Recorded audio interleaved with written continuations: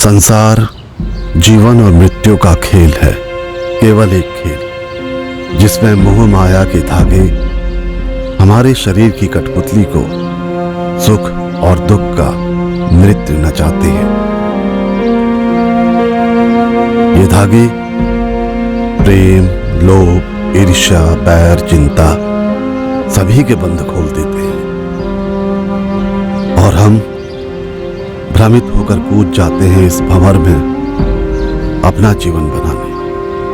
और फिर प्रारंभ होता है हाथ पैर मारते हुए उस किनारे की खोज का जो हमें इस सुख दुख के चक्रव्यूह से राहत दिला सके। इस किनारे तक पहुंचना सुलभ नहीं, उस सबको छोड़ना बहुत कठिन है जिसे हम अपना चुके हैं। आदत और चाहत के दलदल में धंस चुके हैं, किंतु जब मनुष्य को भीतर से शांति की इच्छा होती है तो एक निश्चित अंदेशा है कि उसे किनारा दिखाई दे रहा है। अब होता है ज्ञानोदय का आगमन, एक मुक्ति यात्रा का प्रारंभ।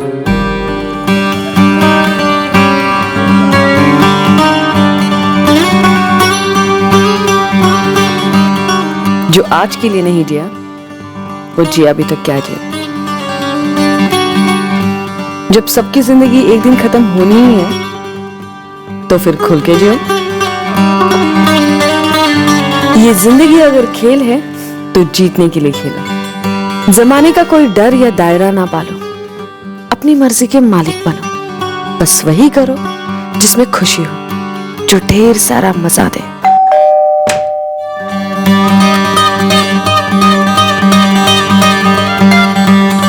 ये त्याग व्याग मुक्ति का मार्ग वगैरह बेवकूफी। एक जिंदा जवान जिस्म की जरूरतें पूरी ना करना जिंदगी की बेइज्जती करना। एक ही सच है और वो है जिंदगी, बाकी सब भ्रम है।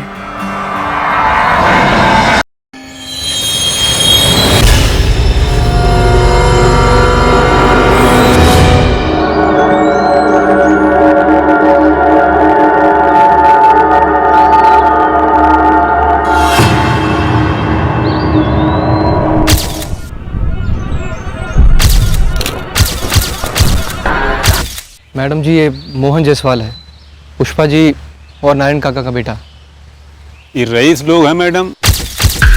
चंदर, तुमने यहाँ इसे ऐसे ही लटके हुए देखा था? हाँ मैडम, आज सवेरे देखा था। दूर से देखा तो कुछ समझ नहीं आया, पर पास जाके देखा तो खून ठंडा पड़ चुका।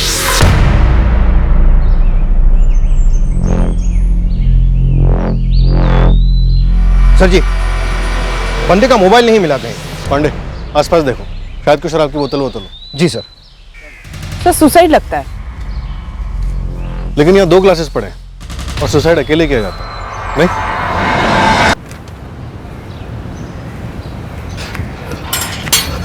माँ जी। क्या हुआ चंदर?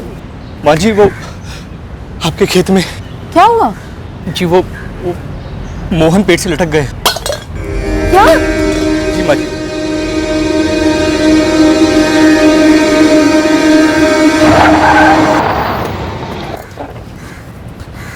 कंफर्म सुसाइड है।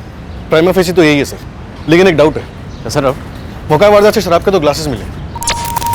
ये किसी और के भी हो सकते हैं। हो सकता है मोहन जायसवाल से कनेक्टेड ही ना हो सकता है सर, लेकिन अगर मोहन की बॉडी से अल्कोहल मिला तो? देखते हैं पोस्टमार्टम रिपोर्ट क्या कहती है, मर्डर या सुसाइड। मेरा बेटा मोहन आत्महत्या क्यों करेगा? पुष्पा जी, हम ये कैसे बता सकते हैं? मैं आपसे पूछ नहीं रही हूँ, मैं आपको बता रही हूँ कि मेरा मोहन आत्महत्या नहीं कर सकता। अच्छा ये बताइए, वो खेतों में क्यों गया, कब गया, किसके साथ गया? कल शाम करीब 7:30 बजे गया था।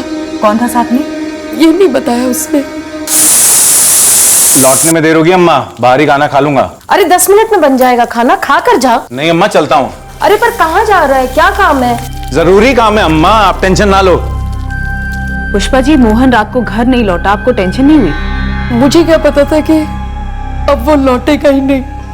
तो इस तरह से उसका अक्सर घर ना लौटना हमेशा होता था? नहीं, वो कई बार अपने दोस्तों के साथ रह जाता था रात को। शराब? नहीं, मेरे सामने तो कभी नहीं थी। और उसके जीवन में ऐसा कुछ नहीं था जिसके कारण वो खुदकुशी करे। कुछ गड़बड़ है मैम। सुसाइड करना भी गड़बड़ ही होता है, और अगर आपको ऐसा लगता है कि कोई और बात है तो हम जरूर पता करेंगे। आपके पति कहाँ हैं? पुष्पा जी, मोहन के पिताजी वो यहाँ क्यों नहीं आए?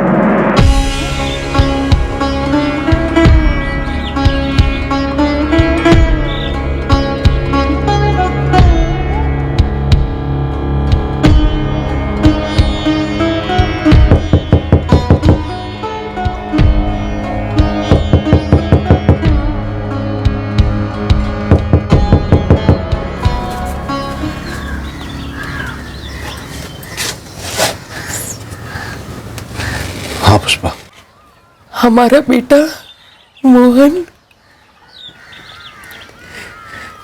वो नहीं रहा। उसकी लाश मिली है खेत पर, पेड़ से लटके। पुलिस का कहना है उसने आत्महत्या की है।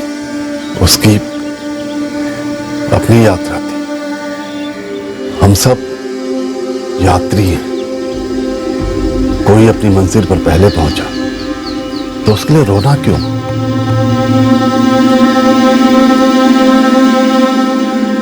अल्कोहल बिल्कुल है ब्लड स्ट्रीम में, वो भी भारी मात्रा में, काफी भारी मात्रा। क्राइम सीन से 2 ग्लासेस मिले जिसमें शराब के ट्रेसेस थे, लेकिन कोई बॉटल नहीं मिली। डॉक्टर, क्या आप ये सजेस्ट कर रहे हैं कि मोहन ने इतनी शराब पी रखी थी कि खुद गले में फंदा डालकर पेड़ पर चढ़कर सुसाइड कर पाना मुश्किल था? सवाल तो उठ रहे हैं इंस्पेक्टर, क्योंकि इतनी शराब पीने के बाद इतना मजबूत फांसी का फंदा बांधना, वो गांठ बांधना इतने सटीक तरीके से, वो भी परफेक्टली, और फिर परफेक्टली गले में डालकर पेड़ पर लटक जाना और परफेक्टली मर भी जाना।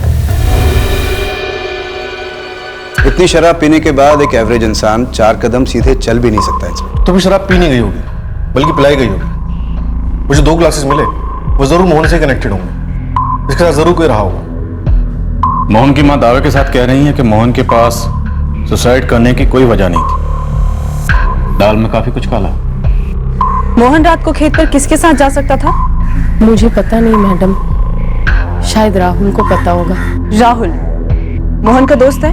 आपके पास नंबर है उसका? नहीं, मोहन का दोस्त नहीं, वो हमारा दूर का रिश्तेदार है।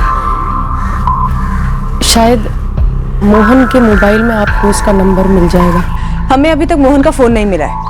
वैसे हमने उसके कॉल रिकॉर्ड्स मंगवाए हैं। ये राहुल रहता कहाँ है? मुझे समझ में नहीं आ रहा मैडम कि मोहन ने ऐसा क्यों किया।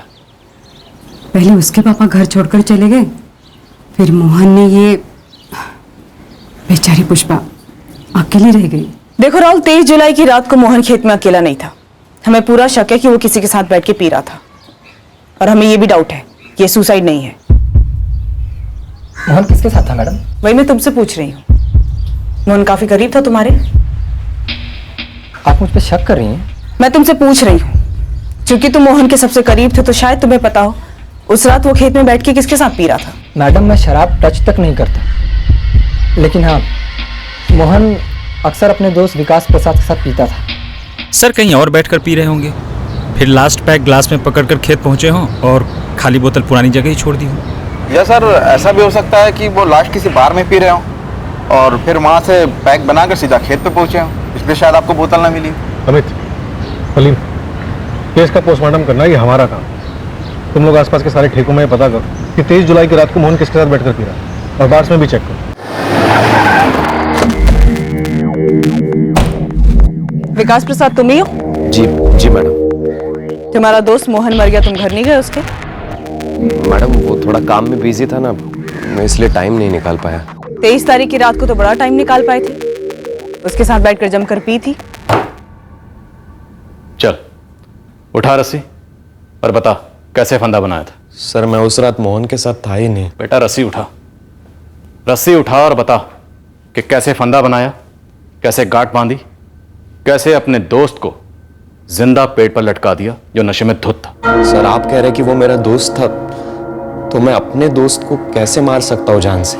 अक्सर गहरी दुश्मनियां गहरी दोस्ती से ही पैदा होती, और रंजिश की गांठ को फांसी का फंदा बनने में ज्यादा वक्त नहीं लगता। सर मेरी और मोहन की कोई रंजिश नहीं थी, हम तो बहुत पुराने दोस्त थे। तेरी मोहन के घर पे और हॉस्पिटल में गैर मौजूदगी इस बात का सबूत दे रही है। मैडम मैंने आपको पहले से ही कहा है, मैं उस रात काफी बिजी था। तो नजरें क्यों चुरा रहे हो? मेरी आंखों में देखकर बोलो कि तुम उस दिन बिजी थे।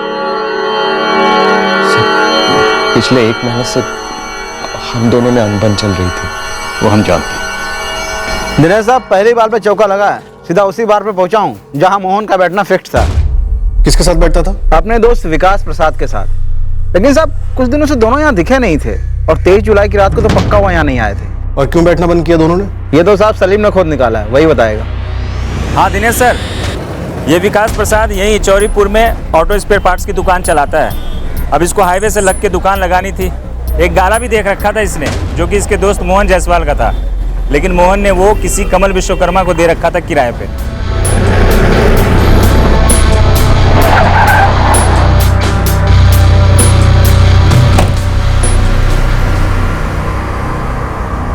मैं हूं कमल विश्वकर्मा सर, क्या बात है? विकास प्रसाद की दुकान चाहिए थी, इसलिए उसने मोहन का मर्डर किया, या फिर मोहन ने तुझे दुकान खाली करने के लिए कहा, इसलिए तूने मोहन का मर्डर किया? क्या बात कर रहे हो सर? 6 साल से ईमानदारी से दुकान चला रहा हूँ, अचानक से मोहन आता है, बोलता है खाली कर दो।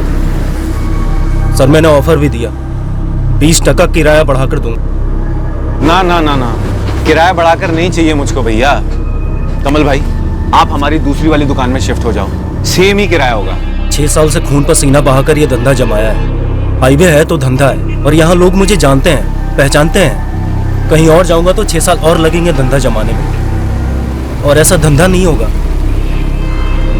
देखो मैं 20% किराया बढ़ाने को तैयार हूँ, अब ना मत बोलो। कमल भाई साहब, मैंने क्या कहा? यहाँ सवाल किराए का नहीं है, यहाँ सवाल है दोस्ती का। मैंने विकास को दी है जुबान देने का तो मतलब आप समझते हैं ना? हाँ समझता हूँ।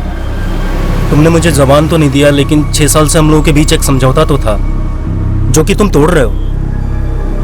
मेरी जगह तुम होते तो कैसा लगता? ऊपर से बाल बच्चे वाला आदमी हूँ, जरा इंसानियत के नजरिए से देखो मेरे भाई। देख, धंधे में मैंने कभी दोस्ती नहीं ली, और तू उस आदमी की इंसानियत बता रहा है मुझे। मार्केट से 1 लाख रुपए उठाकर तुझे दिया है डिपॉजिट। उन्हें 1 महीने के नोटिस पर उसे बोला था, आज 2 महीने हो गए। यार विकास, मैंने उससे बात की यार, वो माना ही नहीं। 6 साल पहले मेरे पिताजी से उसने दुकान ली थी, बस इसी बात का राग गए जा रहा है। और मेरे 1 लाख के ऊपर सूद चढ़ा जा रहा है, उसका क्या? और वो तेरे 1 लाख तो मैं तुझे कल ही वापस करता हूँ। सॉरी दोस्त। देख मोहन, तू दोस्त वोस्त तो बोल ही मत मुझे। एक दुकान मांगे थे किराए पर तेरे से, वो भी नहीं दे सका तू मुझे। क्या करता? उस कमल भाई को धक्के मार के निकलवा देता उसकी दुकान से, उसका सारा माल बाहर भिजवा देता। क्या करता बोल? नहीं हो सकता था तो जुबान क्यों दी? और जब दे दी तो जमीन आसमान एक कर देता मुझे देने के लिए। तेरी जगह अगर मैं होता ना मोहन, तो मैं ऐसा ही करता। और उसके बाद हम लोग नहीं मिले सर। मेरे डिपॉजिट के पैसे भी उसी के पास थे, पूरे 1 लाख। अब पता नहीं उसकी मां देगी कि नहीं। और आप लोग मेरे ऊपर स्टोरी बनाए जा रहे हैं सर। हमने स्टोरी बनाई होती ना, तो तेरी और तेरे दोस्त मोहन की रंजिश की स्टोरी कभी सामने नहीं आती। तेरे हाथ से दुकान गई, तेरा डिपॉजिट वेस्ट हो गया, रंजिश का सरकारी भंडार हो गया तू।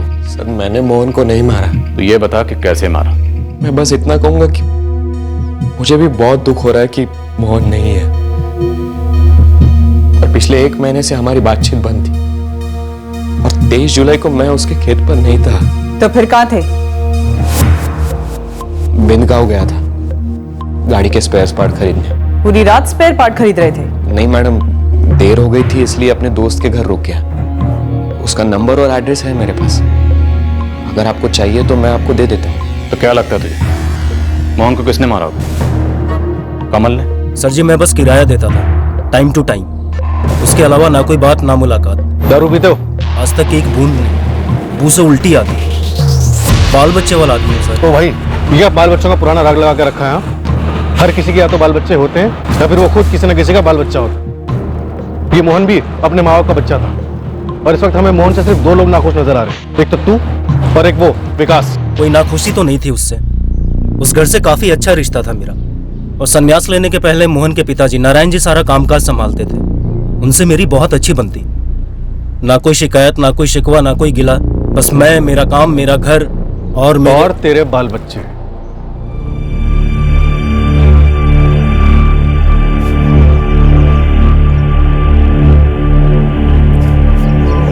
पुष्पा बहन, और इंतजार करना ठीक नहीं होगा। रुकिए पंडित जी, मैंने भेजा है चंदर को मोहन के पिता को बुलाने के लिए। उनके बिना मैं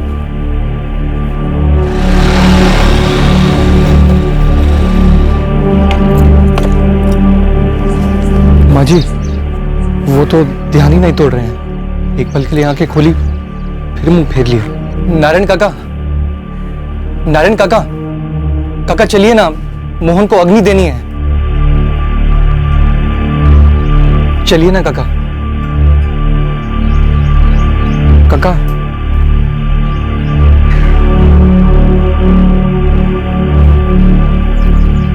राहुल बेटा, तू ही दे दे अग्नि।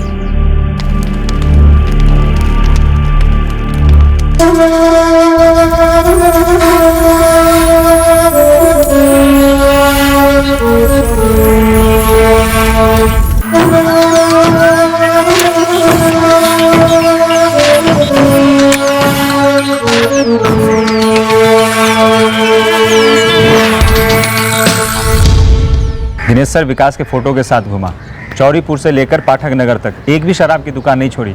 लेकिन 23 की रात को विकास प्रसाद को किसी ने नहीं देखा। और ना ही सर मोहन जायसवाल को किसी ने देखा। तो फिर मोहन के खून में इतनी सारी शराब आई कहाँ से? जमीन से या आसमान से? सर कोई अलग ही एंगल हो। लेकिन अलग एंगल जमने के लिए जामन तो लेकर आओ। मोहन के बाप ने 5 साल पहले संन्यास लिया था। क्यों लिया था? कहीं उसका इस कांड से कोई लेना देना तो नहीं? माँ का एंगल देखो, कोई लड़की वड़की का एंगल हो सकता है। जाओ तुम लोग कूद पड़ो और अगली बारी खाली हाथ मत आना।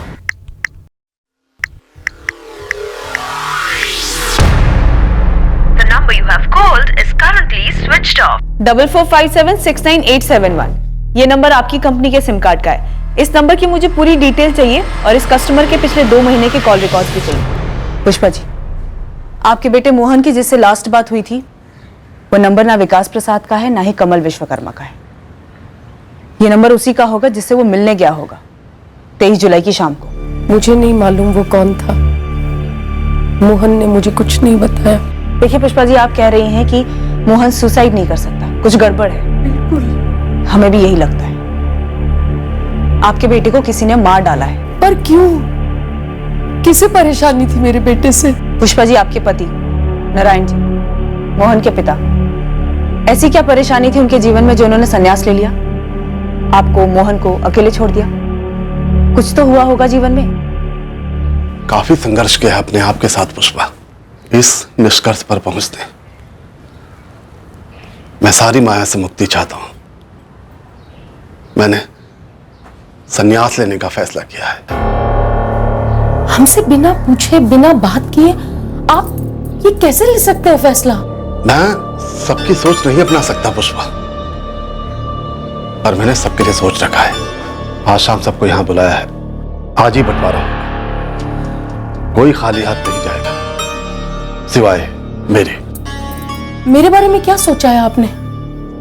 मुझे तो अभी मोहन की शादी देखनी है, उसके बच्चों को खिलाना है सारी दुनिया की तरह, और आपके साथ जिंदगी जीनी है मुझे। तुम जैसे चाहो वैसे अपनी जिंदगी जीने के लिए आजाद हो, बस मेरे फैसले में कोई दखल मत देना तुम। देखिए, आपको जो भी संन्यास लेना ना वो आप ले लीजिए, पर घर छोड़ के मत जाइए, यहाँ रहिए ना हमारे साथ। ये साथ ही तो सबसे ज्यादा चुभता है पुष्पा। अब साथ सिर्फ नाथ के साथ है। वो तो मोहन को अग्नि देने भी नहीं आए। नारायण जायसवाल को ऐसी कौन सी चिंता सता रही थी जो बेवक्त नाथ का साथ पाने चले गए? और कहीं यही चिंता उनके बेटे मोहन को तो नहीं सता रही थी, लेकिन उसने संन्यास की जगह सीधे समाधि ही ले ली। सर, सुसाइड का एंगल तो लगभग रूल आउट ही करते हैं। 23 जुलाई की शाम को मोहन को जिस नंबर से फोन आया था वो कंटिन्यूअसली स्विच ऑफ है। सर, कुछ तो गड़बड़ है। नारायण जायसवाल रईस आदमी था, खेत दुकानें घर वर सब उसने अपनी मेहनत से कमाए हुए पैसों से खरीदा था। फिर सर अचानक 5 साल पहले उसने संन्यास ले लिया, क्यों? जायसवाल परिवार की पूरी हिस्ट्री खंगालो और मोहन जायसवाल को जो फोन आया था उसकी डिटेल निकलो। कत्ल हुआ है तो जाहिर सी बात है कोई न कोई वजह तो होगी। आदर्श, तुम अगर होमवर्क टाइम पर पूरा कर रहे हो तो फिर ये टीचर नोट पे नोट क्यों भेज रही है? टीचर ऐसी ही है। अच्छा, और तुम एकदम पढ़ाकू और मेहनती है ना? मम्मी, किसी का भी होमवर्क टाइम पे नहीं होता। रुक, कल पूछती हूँ तेरे सारे दोस्तों से। नहीं। चुपचाप नाश्ता कर। अरे काम पे जाने के लिए देरी नहीं हो रही? नहाए भी नहीं हो अब तक? नहीं, आज मेरा मूड नहीं है, छुट्टी मार रहा हूँ मैं। हफ्ते में 3 दिन तो मूड नहीं होता आपका, बस छुट्टी पर छुट्टी। अरे छुट्टियों का क्या लंगर लगा हुआ है? अगर काम से निकाल देंगे ना तो लंगर में ही खाना खाना पड़ेगा। चल अब दिमाग मत खा, समझी? जा आदर्श को स्कूल छोड़ के आ जा। अरे आप देर से जाओ पर काम पर तो जाओ। तू जा ना, मेरा मूड बनेगा तो जाऊंगा मैं। सिर मत खा मेरा, जा।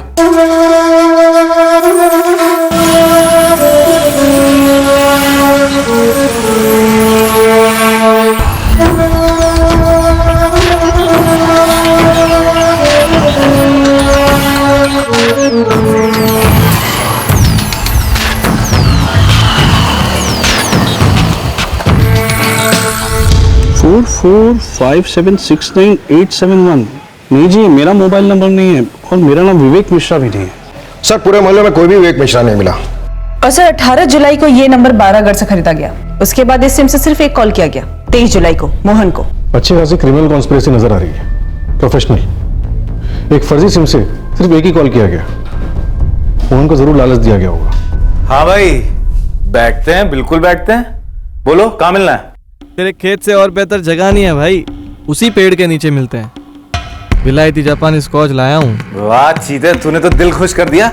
तलब लग गई है। अच्छा सुन, कुछ देर में मिलता है, ठीक है? देर ना करना। कॉल फर्जी नंबर से भले ही किया गया हो, लेकिन कॉलर जान पहचान का ही होगा, क्योंकि मोहन जायसवाल मिलने गया था। और सर उसका नाम मोहन ने अपनी माँ को नहीं बताया था। पीने जा रहा होगा, शायद बताना नहीं चाहता होगा। सबसे अहम बात यह है कि कई प्रॉपर्टीज और दुकानें थी इस मोहन जायसवाल के नाम पर। तो जाहिर सी बात है, फैमिली में किसी न किसी को तो जलन हुई होगी, और जलन से कत्ल का रास्ता अक्सर काफी छोटा होता है। पता करो ऐसा कौन है जिसे मोहन जायसवाल के जाने के बाद फायदा हुआ हो। सर जी, जानी दुश्मनी का भी कोई लीड तो नहीं मिला, लेकिन हाँ, पूरी जायसवाल फैमिली की हिस्ट्री मिली है, वो भी चौंका देने वाली। चल चौंका दे। सर जी, शुरू कहाँ से करूँ समझ में नहीं आ रहा है। ये जायसवाल परिवार तो मतलब सुसाइड और एक्सीडेंट का पूरा पिटारा है, पिटारा।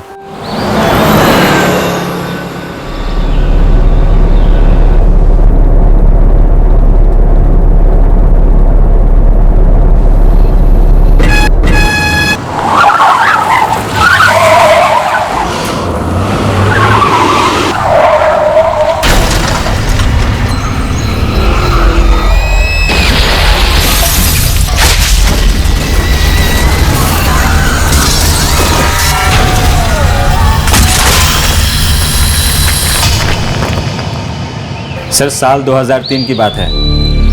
ये नारायण जायसवाल के बड़े भाई हरिनाथ जायसवाल और उसकी पत्नी मंजू जायसवाल दोनों एक्सीडेंट में मारे गए थे।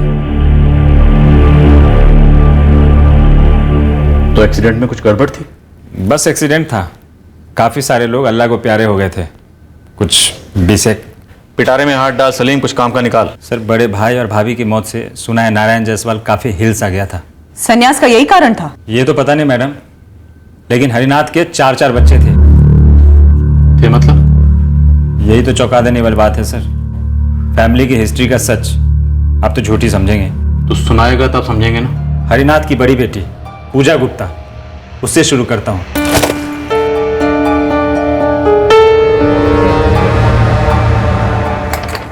पूजा के बाद एक और बेटी थी उनकी, नीता दास। पूजा और नीता के बाद 2 बेटे, अरविंद जायसवाल और प्रतीक जायसवाल।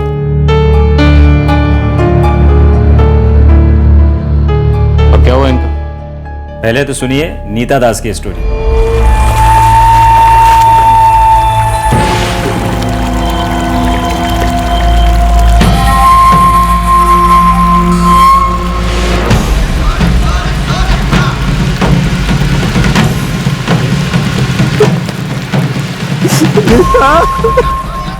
राकेश जी, नीता नहीं रही।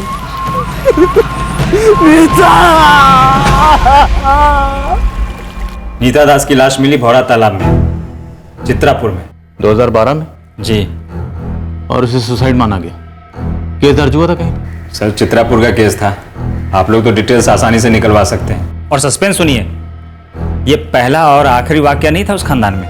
और भी है? अरविंद जायसवाल, दोनों भाइयों में बड़ा और दोनों बहनों से छोटा, उसकी भी बॉडी मिली थी चित्रापुर के भौरा तालाब से 2014 में। नीता दास के मरने के ठीक 2 साल बाद।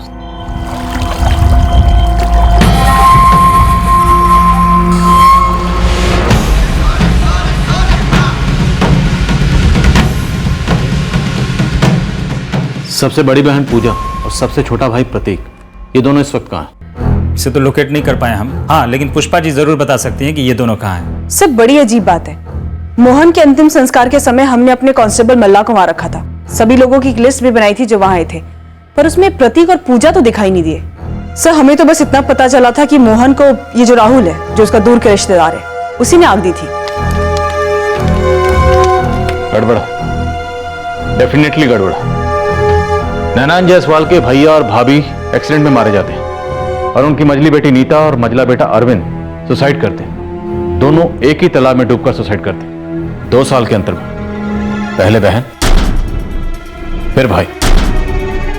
और सर, अब इस मोहन के केस में भी लग रहा है सुसाइड है, पर आसार सारे मर्डर के नजर आ रहे हैं। तो शायद इस केस में भी पिछले दोनों केसेस की तरह सुसाइड दिखाने की कोशिश की गई, लेकिन एक्चुअली में मर्डर हो।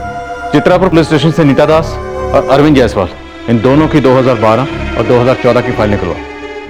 साक्षी, सर, तुम हरिनाथ जायसवाल की सबसे बड़ी बेटी पूजा और सबसे छोटे बेटे प्रतीक, इन दोनों को ट्रैक करो। मैं जरा इस सन्यासी बाबा नारायण से भेंट करके आता हूं।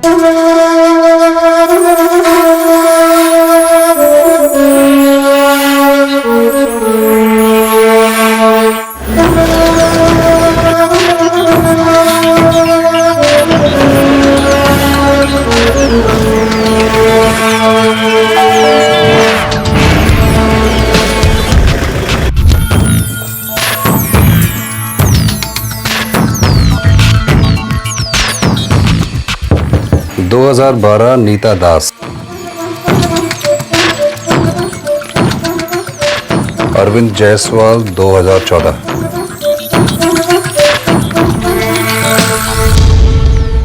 सर, दोनों केसेस क्लोज किए गए? हाँ, एक्सीडेंटल डेथ करार दिया गया और एडीआर भी फाइल हुआ। आगे कोई भी इन्वेस्टिगेशन नहीं हुई, किसी को कोई गड़बड़ नहीं नजर आई। भाई बहन 2 साल का गैप, एक ही जगह पे एक्सीडेंटल डेथ, ये तो टू मच हुआ ना सर। मैं एक्चुअली इस पोस्ट में 2015 से हूँ। मेरे आने से पहले एसएचओ रमेश चौबे यहाँ थे। ये दोनों केस वही दिख रहे थे। चौबे जी का नंबर है आपके पास? बिना पूछे मैं आपको क्या क्या बताती और क्यों। पुष्पा जी, कमाल करती हैं आप।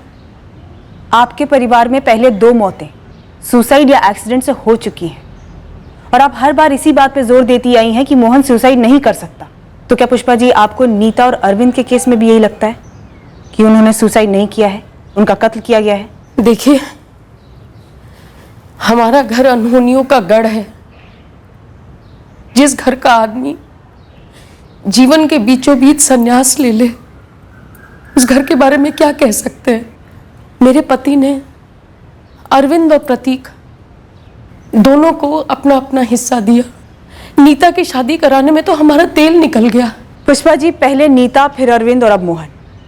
हमें लगता है कि ये सारी मौतें मर्डर्स हैं जो कोई करवा रहा है।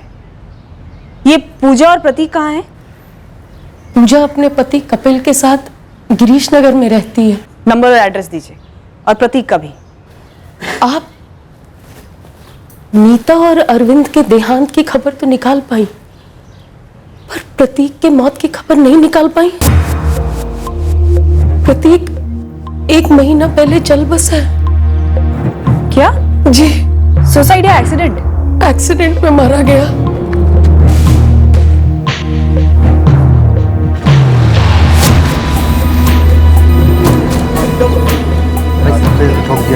साहब जी, हम काम कर रहे थे उस साइड पे, तभी हमने आवाज सुनी। शायद किसी गाड़ी ने टक्कर मारी है बंदे को साहब। आप में से किसी ने देखा गाड़ी को? हाँ साहब, मैंने देखी है। गाड़ी काले रंग की थी, बड़ी सी।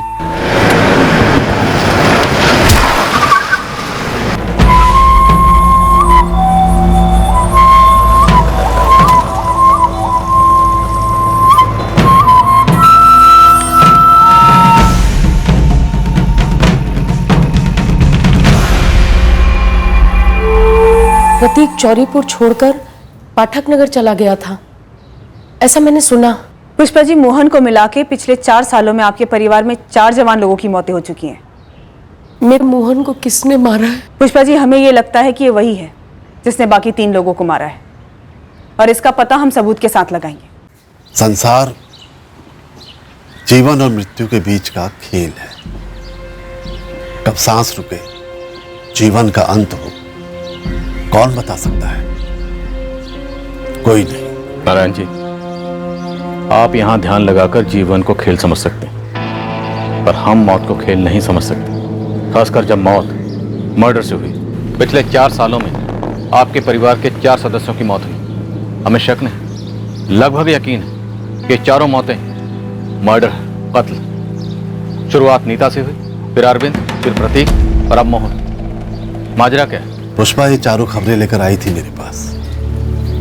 मैंने सुना, छोड़ दिया।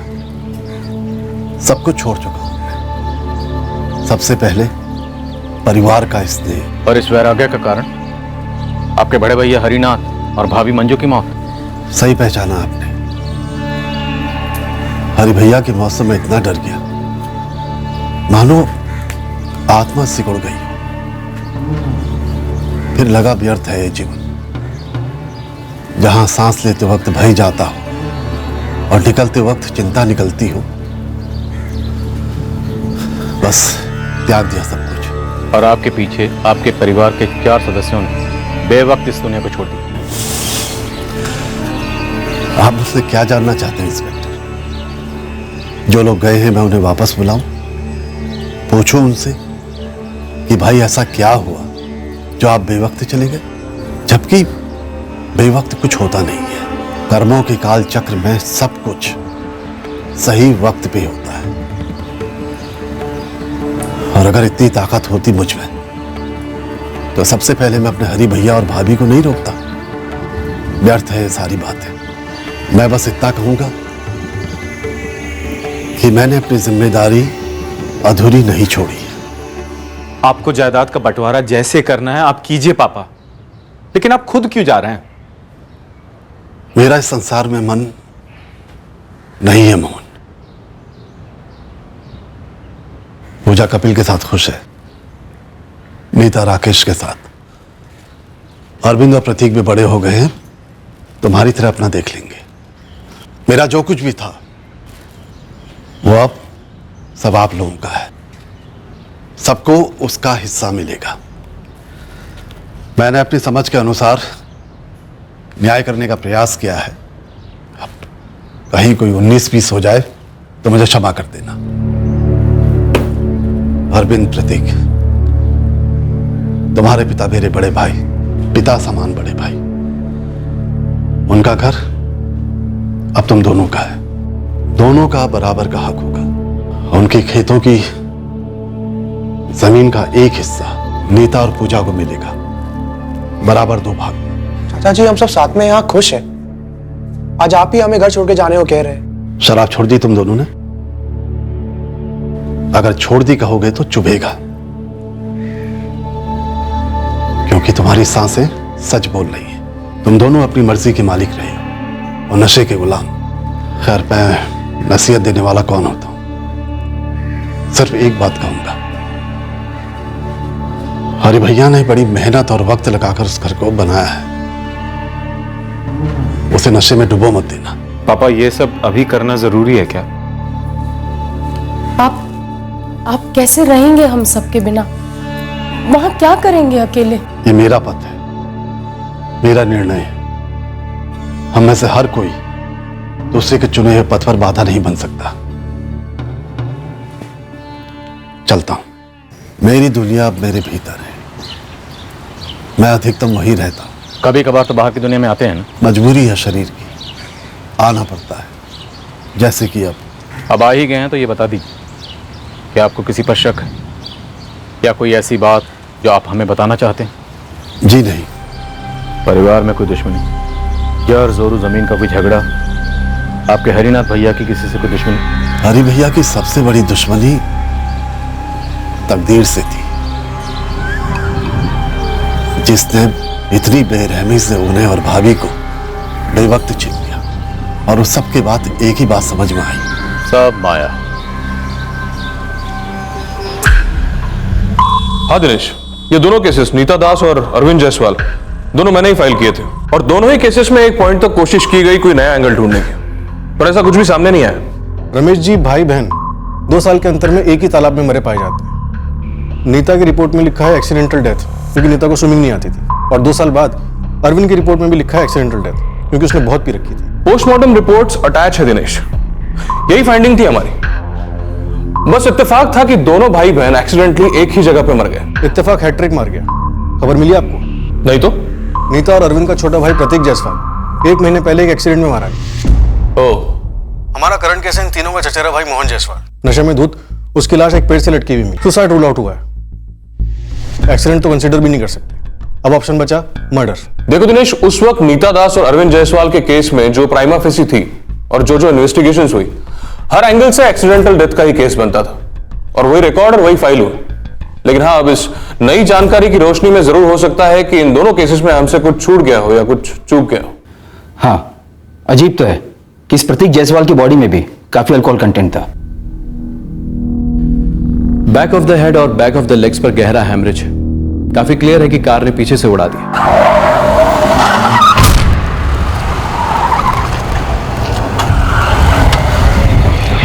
विक्टिम के ब्लड स्ट्रीम में अल्कोहल लेवल्स काफी एलिवेटेड है। ये प्रिज्यूम किया जा सकता है कि विक्टिम ने नहीं देखा कि वो कहां चल रहा है और गाड़ी के सामने आ गया, या गाड़ी आउट ऑफ कंट्रोल होगी और इसे उड़ा दिया। अल्कोहल सिर्फ एक इत्तेफाक हो सकता है, पर ये हिट एंड रन का केस जरूर लगता है। साइट पर काम कर रहे मजदूरों ने एक ब्लैक एसयूवी की बात की थी। हमने काफी खोजा पर कुछ हाथ नहीं लगा। सर, ये प्रतीक जायसवाल तो चौरीपुर छोड़ चुका था ना, फिर आपको उसका यहाँ चौरीपुर का एड्रेस कैसे मिला? उसके ड्राइविंग लाइसेंस पर चौरीपुर का एड्रेस था, तो हम वहां गए। जब हम वहां गए तो पता चला कि वहां कोई गणेश पांडे रह रहा है।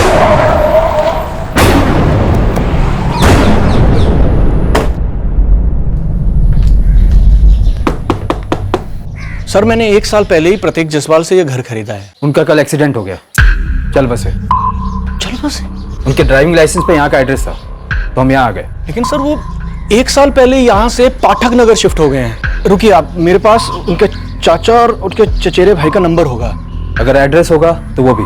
हाँ, कहीं लिखा होगा सर। सर, इतना ही नहीं, मेरे पास प्रतीक का पाठक नगर वाला एड्रेस भी लिखा होगा।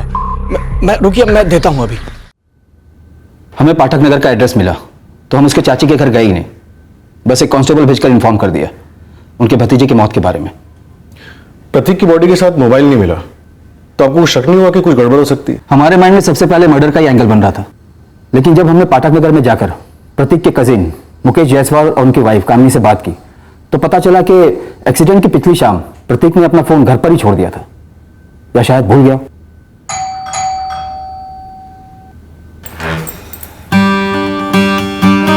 जी, ये प्रतीक जायसवाल यहीं रहता था? था का मतलब? यही रहता है, मेरा देवर है।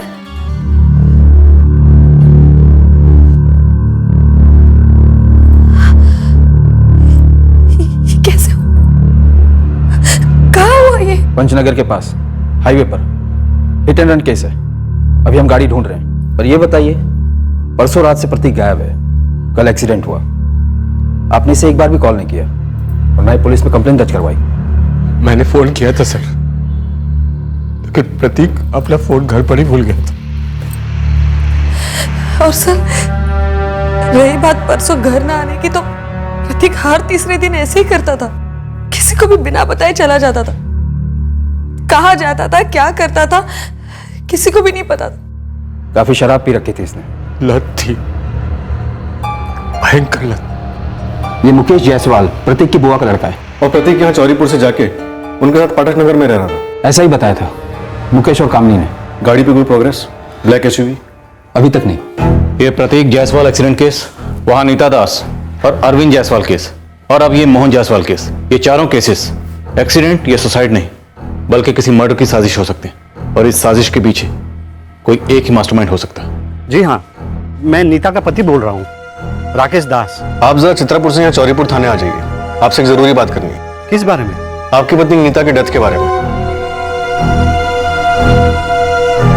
समझे सर कि हम एक ही परिवार से हैं, पर नीता, अरविंद, प्रतीक और मोहन की मौत से हमारा और पूजा का दूर दूर तक कोई ताल्लुक नहीं है। अरे हम तो उनके साथ तक नहीं रहते। देखिए कपिल जी, डरिए मत, हम आप पे कोई उंगली नहीं उठा रहे, सिर्फ कुछ रूटीन सवाल पूछने। प्लीज आ जाइए। क्या बात है? वो लोग हमें क्यों बुला रहे हैं? जी, मुकेश सो रहे हैं। मैं उनकी पत्नी कामिनी बोल रही हूँ। वैसे उस गाड़ी का पता चला जिसने हमारे प्रतीक को उड़ाया? नहीं, अभी नहीं मिली, पर आपको और मुकेश को तुरंत वहां पाठक नगर से या चौरीपुर थाने आना ही होगा। क्यों? हमें शक है प्रतीक का एक्सीडेंट नहीं, कत्ल हुआ है। क्या? हमें लगता है कि ये कत्ल उसके चचेरे भाई मोहन के कथित आत्महत्या और उसके भाई अरविंद और बहन नीता के कथित एक्सीडेंट से जुड़ा हुआ हो सकता है। ये सब क्या कह रही हैं आप? कामिनी जी, अरविंद की मौत के बाद उसका पुश्तैनी घर सिर्फ और सिर्फ प्रतीक के नाम पर हुआ। उसके बाद उसने अपना चौरीपुर वाला घर बेच दिया और आप लोगों के परिवार के साथ पाठक नगर में किराए के घर पे रहने लगा। ये बात हमें खटक रही है। आप लोगों से कुछ सवाल करने होंगे, आपको यहाँ थाने आना ही होगा।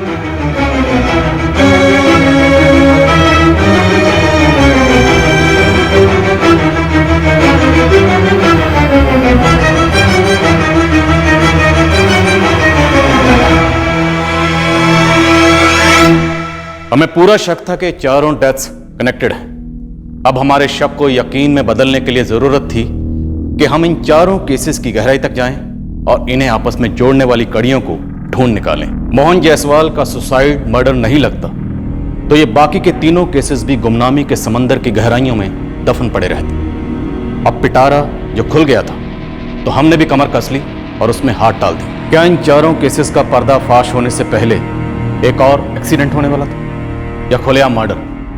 देखते हैं कल रात इस केस के शेष भाग में। जय हिंद।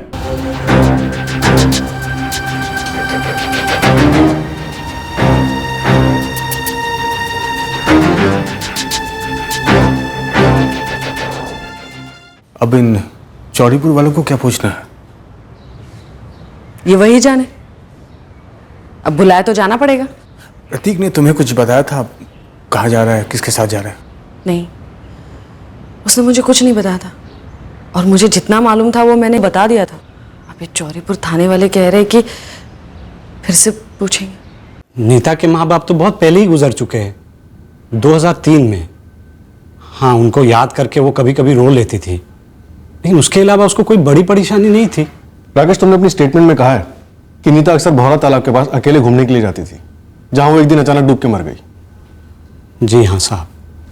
क्यों जाती थी नीता वहां? मुझे भी नहीं मालूम। मैं जिला परिषद में नौकरी करता हूँ। जब भी मैं दफ्तर में होता हूँ वो मेरे पीछे टहलने को चली जाती थी। उसको टहलने का शौक था।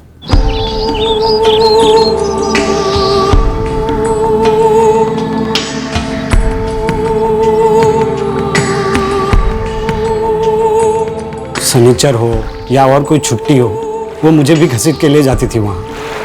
तालाब उसको पसंद था साहब। और उस दिन आपकी पत्नी नीता 14 सितंबर 2012 को तालाब किनारे रोज की तरह ऐसे ही घूमने के लिए निकली थी? जी हाँ साहब। जब मैं शाम को घर लौटा तो दरवाजे पे ताला लगा हुआ था।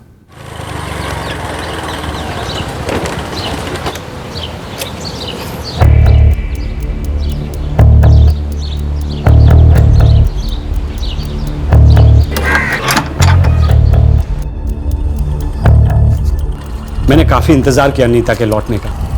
जब फोन भी नहीं लगा तो मैं उसे गांव के गलियों में ढूंढने लग गया। फिर मुझे बहुत चिंता होने लगी। मुझसे रहा नहीं गया, मैं सीधा थाने आ गया। एक्चुअली राकेश ने हमें खुद बताया था कि उसकी पत्नी को अकेले टहलने का शौक था और वो अक्सर भौरा तालाब के किनारे बैठा करती थी। आप उसी रात गए थे तालाब पर देखने? जी नहीं, अगले दिन सुबह एक गांव वाले ने उसकी लाश पानी में तैरते हुए देखी। मौत फेफड़ों में पानी भरने से हुई है, जो नॉर्मली डूबने पर होता है। इनके पति कह रहे हैं कि तैरना नहीं जानती थी नीता दास। हो सकता है कि पैर फिसल के गिर गए हो तालाब में। सितंबर होने के कारण काफी बारिश हुई थी, तालाब भरा हुआ था। पर रमेश जी, था तो तालाब ही ना, कोई नदी या समंदर तो था नहीं कि पानी का बहाव खींचकर किसी को अंदर ले जाए। और नीता दास तैरना नहीं जानती थी। अब जो इंसान तैरना ना जानता हो वो पानी के अंदर इतनी गहराई तक क्यों जाएगा कि डूब जाए? आपको ये थ्योरी अटपटी नहीं लगी? लगी थी, और यही सवाल हमने भी राकेश दास के सामने उठाए थे, लेकिन काफी खंगालने के बाद भी हमें ऐसा कोई भी एंगल नहीं मिला शक करने का जिससे कि कोई गड़बड़ की तरफ इशारा हो। सबसे पूछताछ की थी, उसके चाचा चाची से, उसके कजिन मोहन से, उसकी सिस्टर पूजा से, उसके दोनों भाई अरविंद और प्रतीक से भी, जो उस वक्त जिंदा थे। हर एंगल टटोला था। राकेश दास की तरफ से कोई दहेज की मांग थी? नहीं, ऐसा तो कुछ नहीं था। नीता की तो शादी नहीं हो रही थी। उसके बाद राकेश मिला और वो अकेला लड़का था, ना कोई माँ बाप ना भाई बहन, और वो तो इतना सीधा था कि शादी भी वो किसी मंदिर या किसी कचहरी में करने की सोच रहा था। पर हमने उसकी एक नहीं सुनी और बहुत धूमधाम से उन दोनों की शादी की। पुष्पा जी, क्या नीता आत्महत्या कर सकती है? मेरा मतलब उसे कोई परेशानी, पुराना प्रेमी वगैरह? नहीं, ऐसा नहीं था। उसका कोई पुराना प्रेमी वेमी नहीं था। नीता तो एक बहुत खुशमिजाज किस्म की लड़की थी, कभी किसी परेशानी का जिक्र नहीं किया। जब माँ बाप चल बसे तभी भी नहीं। चित्रापुर में जितने लोग राकेश और नीता को जानते थे, सबसे पूछा हमने, पर ना ही कोई राकेश की तरफ से दबाव सामने आया जो सुसाइड इंडिकेट करे, और ना ही कोई मर्डर का मोटिव मिला। मैंने दोबारा शादी इसलिए नहीं की क्योंकि नीता मेरे अंदर जिंदा है साहब, मेरी सांसों में, मेरी यादों में। मैं उसके अलावा किसी और के बारे में सोच भी नहीं सकता था। ऐसा प्यार था हम दोनों में, आज भी ऐसा। मोहन के क्रियाक्रम पर ना जाने की कोई खास वजह? नीता के जाने के बाद मैं ज्यादा यहाँ वहाँ जाता नहीं हूँ, बस अपने आप में ही रहता हूँ। मुझसे पहले नीता को बहुत रिश्ते आए थे, लेकिन किसी से भी रिश्ता जमा नहीं। मेरा भी रिश्ता बहुत बाद में आया, जैसे किस्मत में हम दोनों का मिलना लिखा हुआ था और अलग होना नहीं, वो भी इस तरह। नीता तैरना नहीं जानती थी? जी नहीं साहब। कभी तुम्हें शक नहीं हुआ कि शायद वो फिसली ना हो, उसे किसी ने धक्का दिया हो?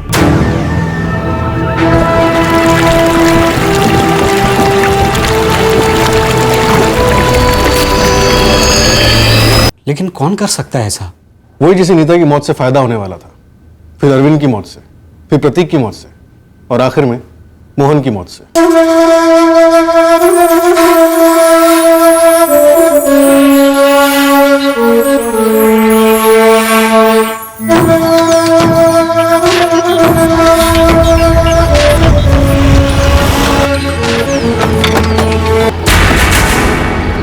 क्या बात है कपिल जी, थाने आने में बड़ी आनाकानी कर रहे हैं? क्यों है मैडम जी, जब इस सबसे हमारा कोई लेना देना ही नहीं है। नीता से लेकर मोहन, ये सभी जिस परिवार से जुड़े हुए थे उसी परिवार से आप भी हैं। इन चारों की मौत से इनके हिस्से की जायदाद किसको जाती? आपको? नहीं नहीं नहीं, आप ये गलत सोच रही हैं। चाचा जी ने सब में जायदाद बराबर से बांट दी थी, हमें इसमें से कुछ नहीं मिलता। और अरविंद और प्रतीक ने तो लगभग सारा पैसा पीने में ही उड़ा दिया था। गुस्सा था आपको कि सारी जायदाद सबको बराबर मिली, काबिलियत और जरूरत के हिसाब से नहीं। ये जुंगली आप हम पर उठा रहे हैं, ये जवाब है आपके सवाल का कि हम दोनों मोहन के अंतिम संस्कार में क्यों शामिल नहीं हुए। एक एक करके जायसवाल परिवार के सभी वारिसों की मौतें हुई हैं कपिल जी, पर आपको कुछ नहीं हुआ पूजा जी? वही तो, इसी बात का तो डर लगा हुआ है हमें कि पता नहीं अगला नंबर कहीं मेरा या इनका ना हो। आप नहीं समझ सकती कि हम पर क्या बीत रही है। ऊपर से वो अरविंद और नीता एक ही तालाब में। धीरज जी, इत्तेफाक तो नहीं हो सकता, ये हमें भी लगा था, क्योंकि जब अरविंद की बॉडी मिली तो मर्डर का एंगल ही सामने आया था। इनके फेफड़ों में भी पानी भर गया था, फर्क सिर्फ इतना है कि अरविंद जायसवाल नशे में था। अरविंद पियक्कर तो था ही, लेकिन डॉक्टर, दोनों भाई बहन एक ही तालाब में और दोनों की फिसलकर एक्सीडेंटल डेथ, ये कुछ जमा नहीं। थोड़ा अटपटा तो है, पर कोई और एंगल का सुराग है आपके पास? सर ये क्या कह रहे हैं आप? प्रतीक, फिर से पूछ रहा हूं, जिस तरह तूने अरविंद को डुबाकर मार डाला, वैसे ही नीता को मारा था ना?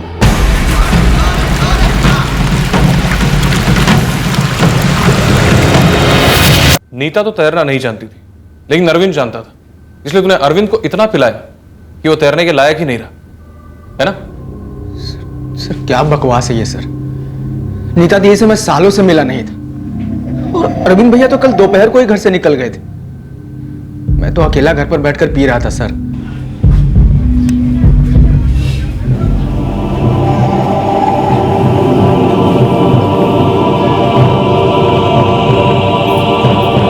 अरविंद अकेला ही आता है साहब अपना माल लेने को, कल भी आया था, पूरा खंबा लेके गया। और उसका छोटा भाई प्रतीक? वो भी आता अपना कोटा लेने कल शाम को 6 साढ़े 6 बजे। अब अपना तो धंधा है ना साहब, वो दारू बेचते थे दोनों को, लेकिन उनका वो चाचा है ना, सन्यासी चाचा नारायण जायसवाल, उन्होंने उन दोनों को बहुत समझाया, लेकिन कुत्ते की दुम कभी सीधी हुई है साहब। जायदाद को लेकर दोनों भाइयों में आपस में बैर था क्या? काहे की जायदाद साहब, पी पाके दोनों ने सब कुछ खत्म कर दिया है। डाउट तो तगड़ा था, लेकिन मर्डर साबित करने के लिए कोई सुराग नहीं मिला। रमेश जी, नीता के अलावा अरविंद, प्रतीक और मोहन, इन तीनों ने मौत के वक्त पी रखी थी। अब सवाल यह है कि इन्होंने पी रखी थी या इन्हें पिलाई गई थी जानबूझ के, ताकि ये मौत एक्सीडेंट लगे। लगता है किसी ने इनके पेकड़ होने का पूरा फायदा उठाया।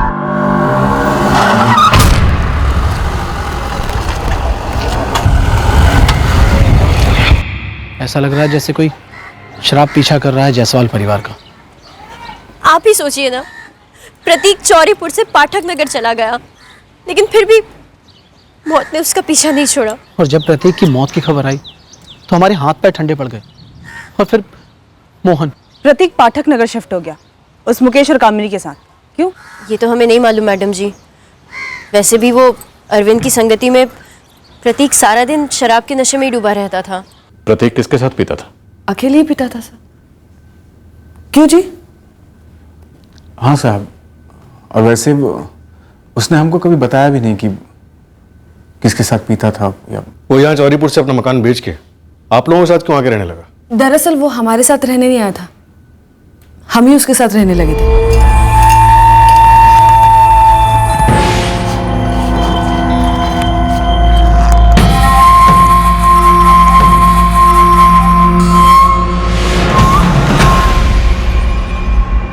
अरे इतना क्या सोचना, बेकार में यहाँ पर किराया दे रहे हैं और वहाँ मेरा इतना बड़ा घर है, तो रहने वाला मैं अकेला। आ जाइए ना वहीं। वैसे मुझे कोई एतराज नहीं है जी, मतलब पाठक नगर है भी अच्छी जगह यहाँ से, है ना? प्रतीक काफी डरा हुआ था। उसकी नीता दीदी और अरविंद भैया की मौत के बाद वो अकेले नहीं रहना चाहता था, चौरीपुर ही छोड़ना चाहता था। और आपसे क्या छुपाना साहब, हमारी हालत काफी खस्ता चल रही थी। पढ़े लिखे नहीं है हम साहब, जैसे तैसे करके मजदूरी करके पेट पाल रहे थे हम। हमको लगा कि किराया बचेगा, ऊपर से पाठक नगर में बड़ी बड़ी फैक्ट्रियां भी आने लगी थी। प्रतीक अब जब नहीं रहा तो वहां का किराया कौन देगा? चौरीपुर से तो ज्यादा ही होगा। प्रतीक का सुन ही पड़ गए हैं हम मैडम। पता नहीं आगे क्या होगा, छोड़कर वापस शायद चौड़ीपुर ही लौटना पड़े हमें। तुम प्रतीक की बुआ के लड़के हो ना? जी साहब। तुम मोहन की बुआ के लड़के हुए? जी सर। करीब का रिश्ता है, फिर भी ना तुम मोहन को कंधा देने आए और ना ही उसकी मां पुष्पा का शोक बांटने आए। क्यों? नहीं आ पाए मैडम, हम बुरी तरह से हिले हुए थे। कुछ समझ में नहीं आ रहा था कि आगे क्या होगा, कैसे होगा। हम शोक में शरीक नहीं हो पाए तो गुनाह तो नहीं किया ना, हम खुद अपने शोक में थे।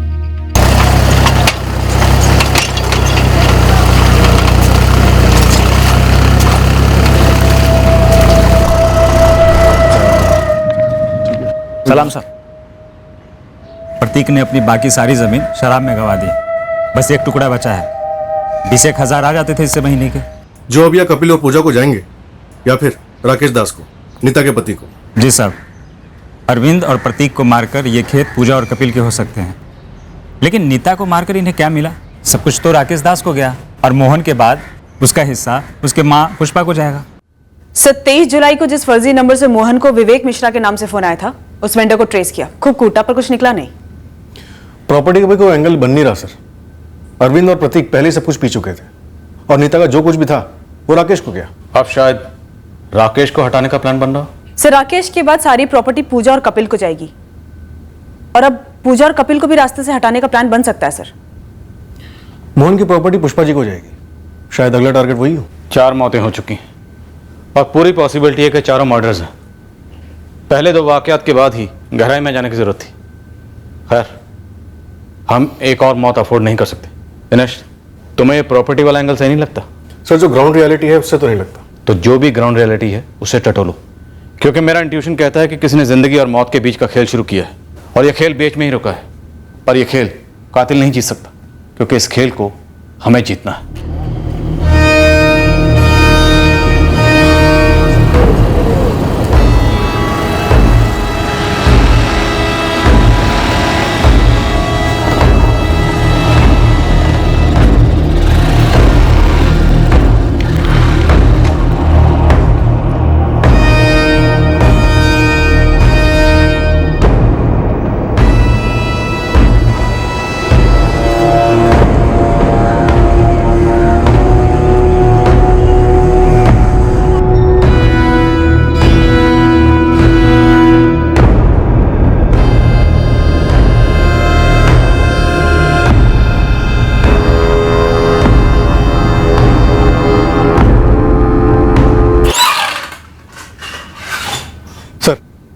इस जायसवाल फैमिली के जिंदा बचे लोगों के फोन रिकॉर्ड से एक बात तो साबित है कि लोग आपस में अच्छे से टच में थे। पूजा और कपिल राकेश के साथ और राकेश कामिनी के साथ इन लोगों की अक्सर बातें होती थी। सर ये सभी एक ही परिवार के हैं, तो आपस में टच में रहना कोई बहुत ज्यादा शक करने वाली बात तो है नहीं। पर सर एक बात तो है जो खटक रही है। क्या साक्षी? सर 24 जुलाई के बाद यानी कि मोहन के मर्डर के बाद इन सबकी आपस में एक बार भी बात नहीं हुई है। इंटरेस्टिंग। आगे? सर राकेश कामिनी और मोहन के साथ एक नंबर रेगुलर टच में रहता था। किसका है नंबर? राहुल जायसवाल का, इनका दूर का रिश्तेदार है। मोहन को अग्नि इसी ने दी थी। 24 जुलाई के बाद कोई भी रिश्तेदार टच में नहीं रहा और इनमें से कोई भी मोहन जायसवाल के फ्यूनरल में शामिल नहीं हुआ। क्यों? क्योंकि सर शायद ये हमारी नजर में नहीं आना चाहते हो। सर मुझे ये लगता है कि अगर हमने मोहन के केस को मर्डर केस नहीं माना होता तो शायद ये जो पहले 3 मौतें हुई हैं ये हमारी नजर में नहीं आती। सर पहले इन्वेस्टिगेशन में नीता, अरविंद और प्रतीक की मौत एक्सीडेंट या सुसाइड रिपोर्ट किए गए थे, लेकिन एक बात का फर्क है सर, नीता और अरविंद के केसेस में कोई भी आई विटनेस नहीं थे, जबकि प्रतीक के केस में थे साइट पर काम करने वाले मजदूर। नॉट एग्जैक्टली दिनेश, हो सकता है कातिल ने बड़ी चालाकी से यहां भी कत्ल को एक्सीडेंट का लिबास पहना दिया। मैंने प्रतीक की डेथ फाइल देखी, उन मजदूरों ने ब्लैक एसयूवी को जाते हुए देखा, एक्सीडेंट के वक्त नहीं।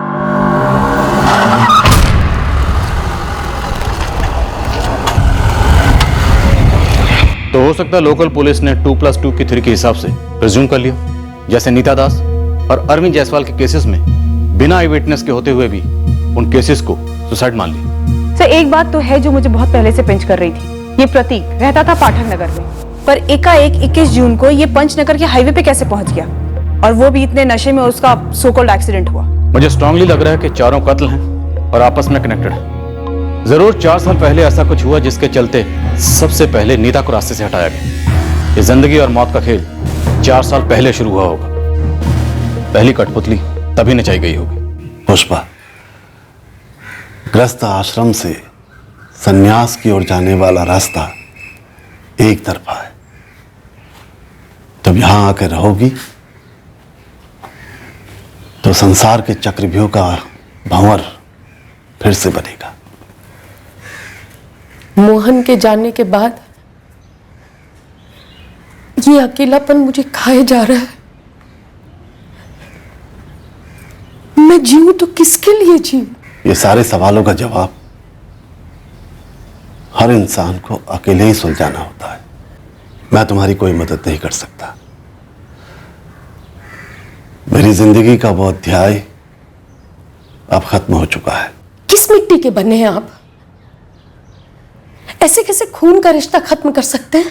आपको कोई फर्क नहीं पड़ता? आपके खानदान में पूजा के अलावा अगली पीढ़ी का कोई नहीं बचा है। कोई आता नहीं है, कोई जाता नहीं है। सभी कर्मों के चक्रव्यूह में एक पायदान से दूसरे पायदान आगे या पीछे बढ़ते हैं। सभी की अपनी यात्रा है। अब उसमें दुखी होकर तुम अपना अकेलापन और बढ़ाओगी। तो क्या मैं भी जान दे दूं? डूब कर मर जाऊं या लटक जाऊं? आवेश में आकर कड़वी बातें कर रही हो। ध्यान लगाया करो। अपने अंदर भीतर चली जाओ, तुम्हें जिंदगी का मकसद समझ में आ जाएगा। ये सारे मोह माया के धागे काट कर तुम भी मुक्ति के मार्ग पर आगे बढ़ सकती हो। जीवन भर की कठपुतली बने रहना इंसानी शक्ति का अपमान है पुष्पा।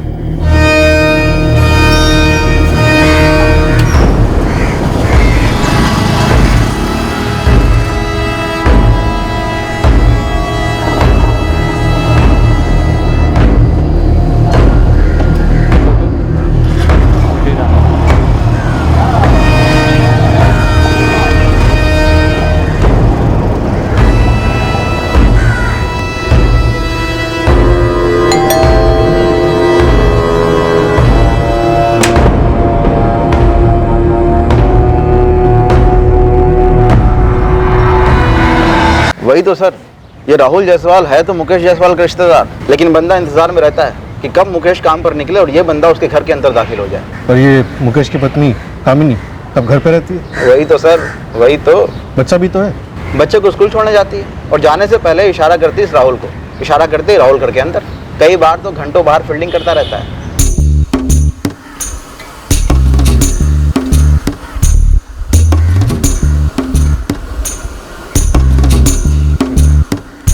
जिस दिन ये सिग्नल होता है मतलब मुकेश उस दिन काम पर नहीं गया, घर पर ही। तो राहुल उस दिन कामिनी घर नहीं जाता, उल्टे पैर वापस लौट जाता। बड़ी शिद्दत वाला आशिक लगता है। वही तो सर।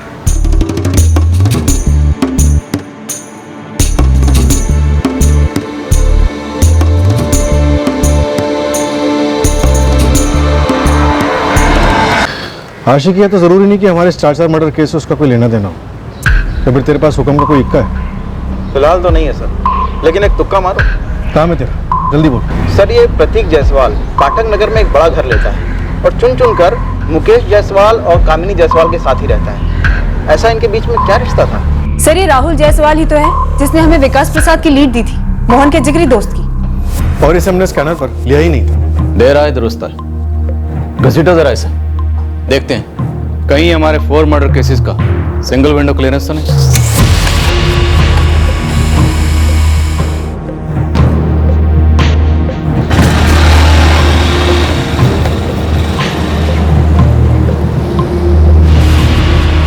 देख सलीम, बड़े बाबू के नाक के नीचे से पेपर निकलवाना मतलब जिंदगी और मौत का सवाल है। ओ जय बाबू, 4 मौतें हुई है, केस कोयले पर है।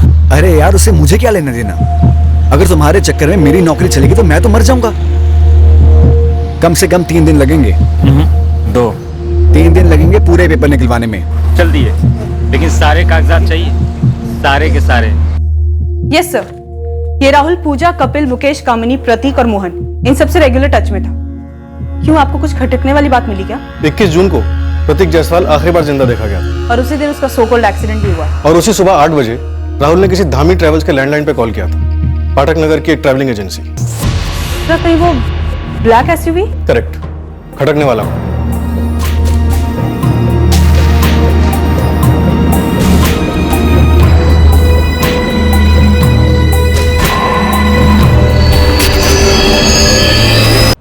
तो तू दोस्त है राहुल जायसवाल का, सुरेश धामी? जी हाँ। 21 जून को ये ब्लैक एसयूवी राहुल जायसवाल ने बुक की थी? जी। प्रदीप जी, ये गाड़ी शायद आपके राडार से छूट गई। जी, लगता तो ऐसा ही है। सब बात क्या है?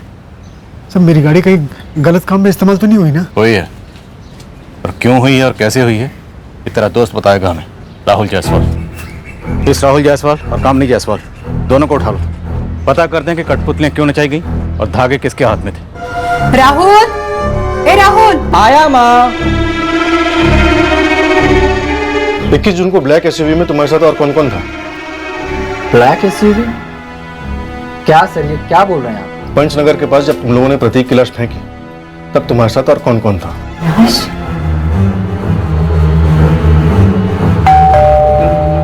जी, आदर्श स्कूल में है ना? हाँ। लेकिन क्या हुआ? वो ठीक तो है ना? बिल्कुल ठीक है आदर्श। मुकेश से कहना वो उसे स्कूल से लेके आए, क्योंकि हम तुझे लेने आए हैं। मुझे? लेकिन क्यों? ये तुझे भी पता है क्यों, और मुकेश को भी पता है क्यों। मुकेश से कहना कि हमारे आदमियों ने उसकी साइड पे नजर रखी हुई है, तो आदर्श के साथ भागने की कोशिश तो कतई ना करे, वरना जेल में उसकी टांगें तोड़ दी जाएंगी। तुम्हारी गर्लफ्रेंड कामिनी सब कुछ कबूल कर चुकी है। उसने कबूल किया है कि प्रतीक के मर्डर में वो शामिल थी। मर्डर, एक्सीडेंट नहीं। अगर तू चाहता है कि तेरे हाथ पैर सलामत रहे, सब कुछ सच सच पक दे। झूठ बोल रहा है राहुल। तो तू सच बोल, रोका किसने है? बोल, तूने मारा प्रतीक को या राहुल ने? मैं प्रतीक को क्यों मारूंगी? राहुल क्यों मारेगा? वो आप उससे पूछिए ना। मतलब राहुल ने मारा है ना? तुम्हारे कांस्टेबल है राम सिंह, सस्पेंडेड है। जानते हो सस्पेंड क्यों हुआ? उसने एक मुजरिम के ये जो दोनों कान होते हैं सर वो उखाड़ दिए थे। मुकदमा अभी भी चल रहा है। सर उसे कभी कभी यहाँ बुला लेते हैं तो जैसों की मालिश करने के लिए। राहुल, सर तेरा पर्दा गिर गया है। बोल। सर मैं अकेले नहीं था सर, मैं अकेले नहीं था सर। वो हम जानते हैं, कामिनी थी तेरे साथ। सर और भी थे। कौन कौन? मैं, कामिनी, राकेश और कपिल भी साथ थे। क्या बात? पूरी फैमिली ब्लैक एसयूवी पर पिकनिक मनाने निकली थी। चल अब जल्दी से वजह बता।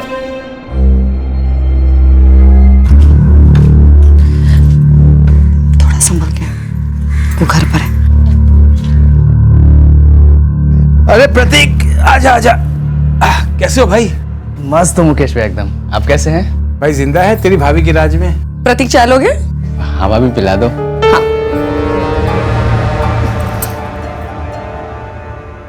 अब पति है मेरा, उसे उसी के घर में आने से रोक तो नहीं सकती ना। काम वाम छूट गया है क्या उसका? आधे से ज्यादा वक्त तो घर में ही पड़ा रहता है।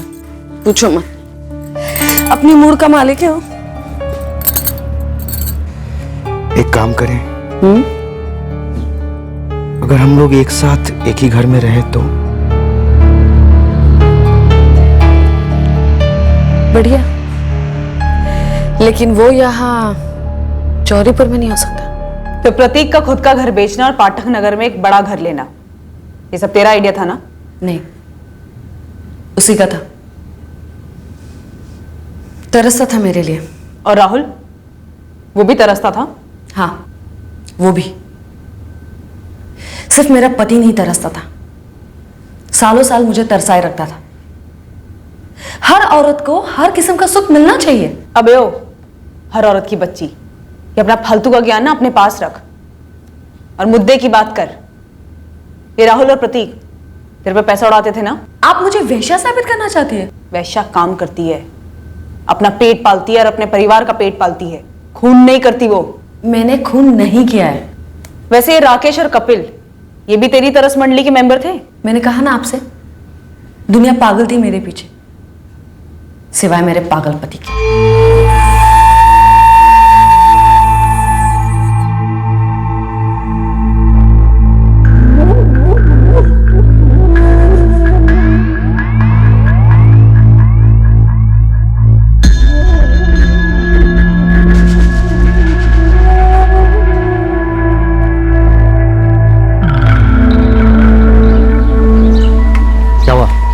मुकेश घर पर होगा या फिर कामनी इस प्रतीक के साथ होगा। ये प्रतीक ना कुछ ज्यादा ही मुंह मार रहा है। हाँ यार, जब जाओ साला वहीं बैठा रहता है। ऐसा एक बार भी नहीं हुआ जब हम लोग वहाँ गए हों तो भाई साहब उठकर दूसरे कमरे में चले जाएं या घर से बाहर चले जाएं। यार अपना अच्छा चल रहा था यार, मिल बांट के। ये बेवड़ा प्रतीक कहाँ से आ गया है? बावला हो गया कामिनी के पीछे। शादी वादी करना चाहता है क्या? अब मुझे क्या मालूम, मैं तो उससे कुछ बोल भी नहीं सकता। मेरा दूर का रिश्तेदार जो है, और तुम्हारा तो साला है ना। प्रतीक, जैसे तू रिश्तेदार है ना, वैसे वो भी रिश्तेदार है। लल्लू मत समझ मुझे कामिनी, जब देखो तब ये दोनों धमक जाते हैं यहाँ। चौरीपुर में भी आते होंगे है ना? मेरे पीठ पीछे तेरा इन दोनों के साथ भी चल रहा है, क्यों? बड़ा गुस्सा आ रहा? इतना हक तो मेरा पति भी नहीं जता था। हक है, इसीलिए हक जता रहा हूं, समझी? और आज के बाद ये राहुल और राकेश जीजाजी यहाँ दिखने नहीं चाहिए, कभी नहीं मिलेगी तुमसे।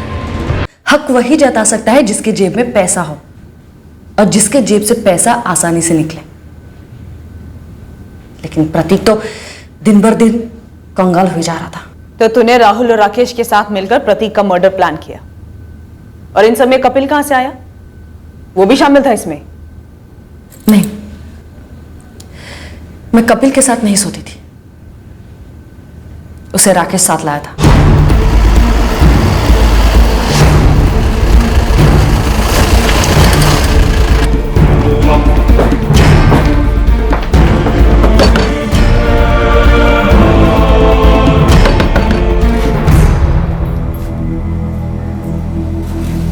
अब क्या है जी? चलो, तुम्हें दारू पिलानी है। क्या?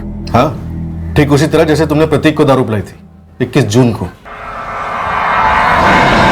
प्रतीक मुझसे और राकेश से बहुत चिढ़ता था। वो हमारे साथ पीता नहीं था। ये पीने पिलाने वाला पैंतरा तुम लोग काफी वक्त से काफी लोगों पे आजमा चुके हो। सर, ये पिलाने वाला आइडिया राकेश का था। पी पी के वैसे ही सारी जायदाद खत्म कर चुका है वो, ऊपर से कामिनी के साथ मुंह काला कर रहा है 100 अलग। और काफी पैसे तो उसने कामनी पे उड़ा दिए, समझ रहे हैं ना? देखो, प्रतीक के पास जितने भी खेत वेत बचे हैं ना, उससे अच्छा खासा पैसा आ जाता है। प्रतीक के बाद वो सब हम दोनों का हो जाएगा, हक से। मतलब प्रतीक के बाद? हाँ, प्रतीक के बाद। क्या बोलते हो साड़ू भाई?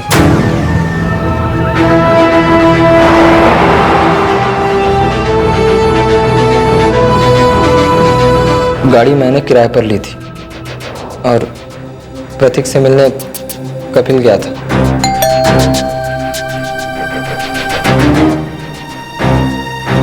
सच सच बता कामिनी, ये कपिल भी तेरी आशिकों की लिस्ट में था ना?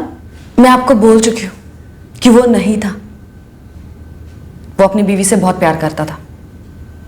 उसे सिर्फ प्रतीक को दारू पिलाने के लिए शामिल किया गया था।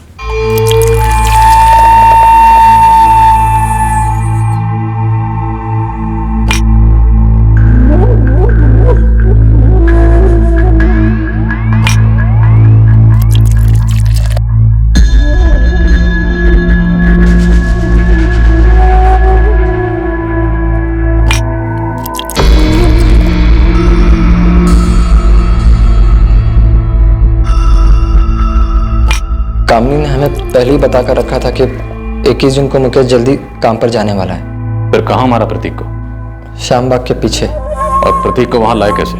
प्रतीक की कपिल से अच्छी जमती थी, तो कपिल प्रतीक को पिला विलाकर वहां घुमाने के बहाने लेकर के आया था और कामिनी भी साथ में थी। कपिल जीजू, आप तो कह रहे थे किसी अच्छे से बार में बैठेंगे। देखना प्रतीक, बाहर कितनी मस्त हवा चल रही है, मौसम कितना बढ़िया, नशा और भी चढ़ेगा। चलना उधर। हाँ, ये बात तो है।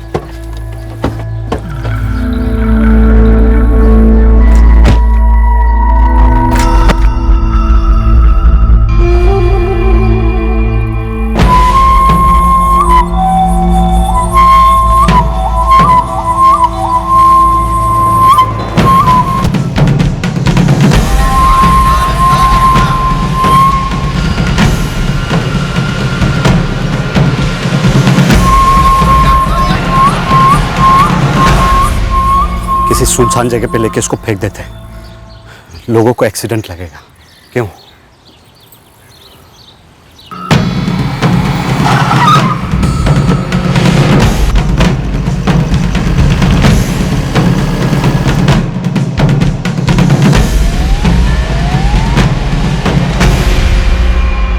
मोहन जायसवाल, उसे क्यों मारा? वो भी शामिल था इस सब में? सर जी कसम खाते हो, मोहन को कौन मारा, कैसे मारा, क्यों मारा, हमें कुछ भी नहीं पता साहब। तुझे भी नहीं पता राकेश? सच बोल रहा हूँ साहब, मुझे भी नहीं पता। अशोक, वो नई वाली लाल मिर्च मंगवाई थी ना, वो लेकर आओ। मोहन को मार के मेरा कोई फायदा नहीं होता साहब। सब सिर्फ प्रतीक के कत्ल में मैं शामिल था, लालच में आ गया था, लेकिन मोहन नहीं साहब, मोहन नहीं। साहब, मोहन को मार के मेरा भी कोई फायदा नहीं होता।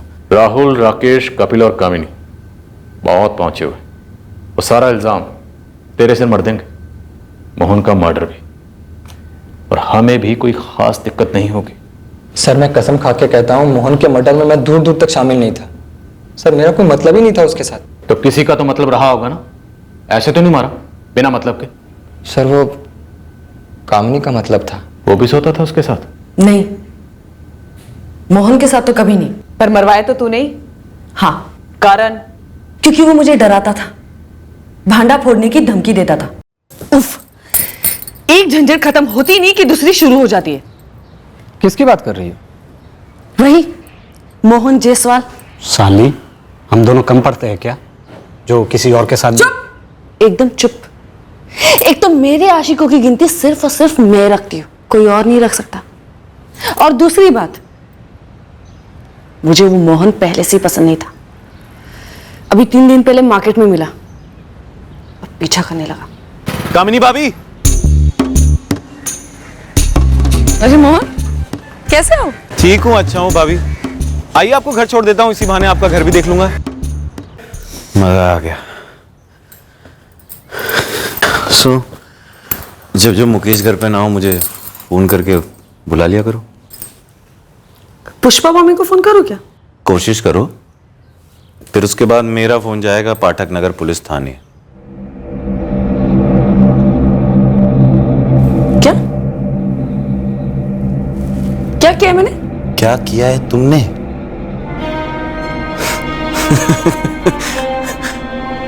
सब कुछ तुमने ही किया है। 21 जून को मेरी प्रतीक से बात हुई थी, हम मिलने वाले थे पर मिले नहीं क्योंकि कपिल जीजाजी उससे मिलने आ रहे थे। और ये बात तुमने पुलिस को तो बताई नहीं। कोई नहीं, पुलिस तुमसे पूछेगी, कपिल से भी पूछेगी कि ये पहले क्यों नहीं बोला। और क्या छुपा रहे हो? आंखें और कान तो सबके पास होती है कामिनी भाभी, पर हर कोई मुकेश भैया जैसा नहीं होता। साले के कान, नाक और आंखें सब बंद कर देना चाहती हूँ, और वो सिर्फ मेरे लिए ही नहीं, तुम दोनों के लिए भी खतरा है। मुझे बिना मर्जी किसी का छूना तो दूर, देखना भी गवारा नहीं है। और वो कमीना मुझे धमकियां देकर मुफ्त में मजे लेना चाहता था। ये राकेश और राहुल ने उसे मारा? मैं नहीं जानती कि किसने क्या किया, बस खबर मिली कि वो मर गया। और सच कहती हूं, सुकून मिला। हाँ भाई, बैठते हैं, बिल्कुल बैठते हैं। बोलो, कहाँ मिलना है? तेरे खेत से बेहतर जगह नहीं है भाई, उसी पेड़ के नीचे मिलते हैं। विलायती जापानी स्कॉच लाया हूँ। सालों से मेरी और मोहन की अच्छी जमती थी, हम अक्सर उसके खेत में बैठकर पिया करते थे। तो सिर्फ तुम दोनों ही पी रहे थे या उस शाम को सब आशिकों की मंडली जमा हुई थी वहां पे? सिर्फ हम दोनों ही थे, राकेश बाद में आया था।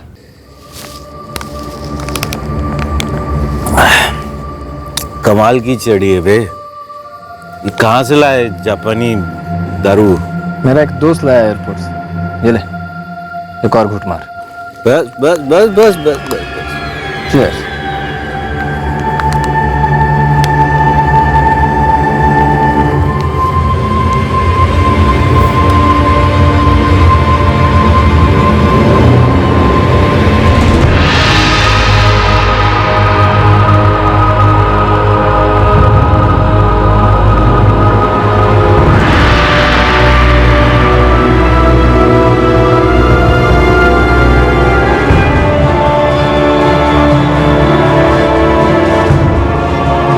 नीता, अरविंद, इन दोनों को क्यों मारा? सर, नीता दीदी और अरविंद का मुझे सच में नहीं पता है सर। सर, अगर आपको यकीन नहीं हो रहा है तो आप राम सिंह को बुला लो सर। मेरे कान उखाड़ दो या जो करना है करो सर। जब कुछ पता ही नहीं है सर तो क्या बोलूं? मुझे याद नहीं है मैडम कि मेरी राकेश के साथ दोस्ती कब हुई थी। राकेश की नीता के साथ शादी होने से पहले से ही तेरी उसके साथ दोस्ती थी? बेडरूम वाली दोस्ती? हाँ शायद, लेकिन आप उसी से क्यों नहीं पूछती? मैं ऐसे हिसाब नहीं रखती। और मैडम, मेरा किसी के साथ कोई बैर नहीं था, सब कुछ अच्छा चल रहा था। मैं अपनी खुशी चाहती थी और सामने वाले को खुश कर देती थी। इन सब ने अपने आप में जाल बनाया और सबके सब फंस गए और मुझे भी फंसा दिया। 900 चूहे खाकर बिल्ली हज को चली। क्यों? सर जी, नीता और अरविंद के बारे में मुझे कुछ भी नहीं पता। सर जी, प्रतीक और मोहन के कत्ल में मैं शामिल था, ये मैं कबूल करता हूँ, लेकिन नीता और अरविंद के कत्ल को मेरे सर पे क्यों डाल रहे हो साहब, जबरदस्ती? राकेश दास, जबरदस्ती तो हमने भी शुरू भी नहीं की है, हालांकि बहुत पहले करनी चाहिए थी। लेकिन एक बात तो तालाब के पानी से भी ज्यादा साफ है कि पहले तुम्हारी पत्नी नीता और उसके 2 साल के बाद उसका भाई अरविंद दोनों तालाब के पानी में डूबे नहीं थे बल्कि डुबोए गए थे। अब शक की कोई गुंजाइश नहीं कि नीता और अरविंद का कत्ल हुआ। सर, वैसे तो हम सबको तोड़ रहे हैं, लेकिन मुझे पूरा शक है कि इन सारे मर्डर्स के पीछे नीता के पति राकेश दास का ही हाथ है। सर, वैसे प्रतीक और मोहन को पिला करके इस मर्डर को सुसाइड और एक्सीडेंट का रूप देने का आइडिया इसी राकेश का ही था। तब तो 100% नीता और अरविंद के साथ यही हुआ। चौरीपुर से पाठक नगर तक मेरे नाक के नीचे ये सब चल रहा था, मुझे पता कैसे नहीं चला? ऐसा कैसे हुआ इसकी खोज तो तुम्हें अपने अंदर झांक कर करनी होगी मुकेश, पर हुआ तो है।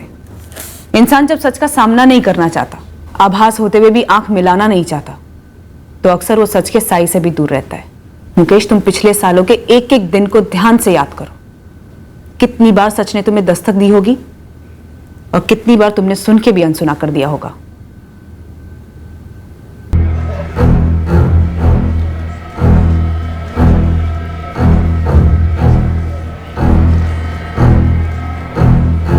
प्रतिक्रम के बाद ये कागजात हाथ लगाए सर।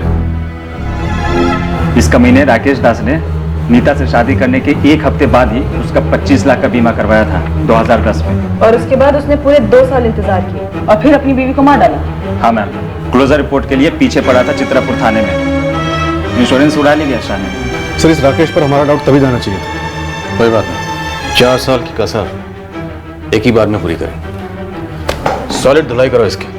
इससे नीता का सच हुआ, अरविंद का तो अपने आप बोल देगा। बोनस।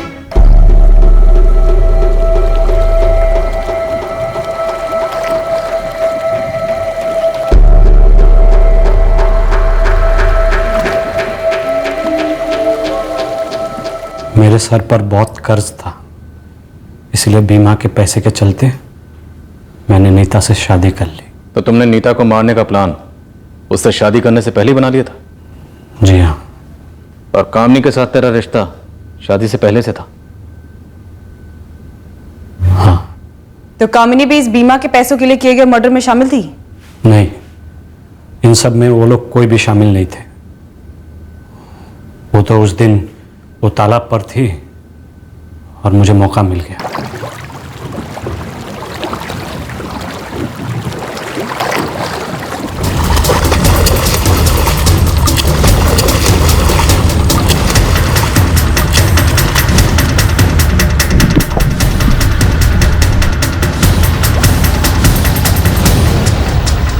और नीता का भाई अरविंद? अरविंद को पता चल गया था कि मुझे बीमा के पैसे मिल चुके हैं। वो मुझे ब्लैकमेल करने लग गया। मैंने उसको पैसे दिए थे, लेकिन उसको 50% चाहिए था, इसीलिए मैंने उसका भी। तूने उसे भी मार डाला? हाँ, मार डाला उसको भी। उस दिन भी तालाब किनारे कोई नहीं था।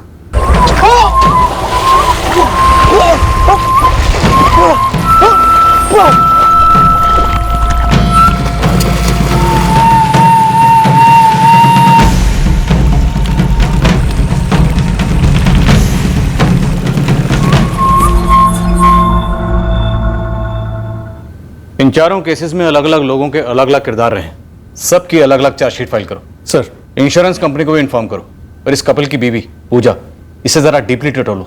Right sir. इस केस में कुछ लोग नाना कहते हुए भी इन्वॉल्व रहे, ब्लैकमेल करते रहे।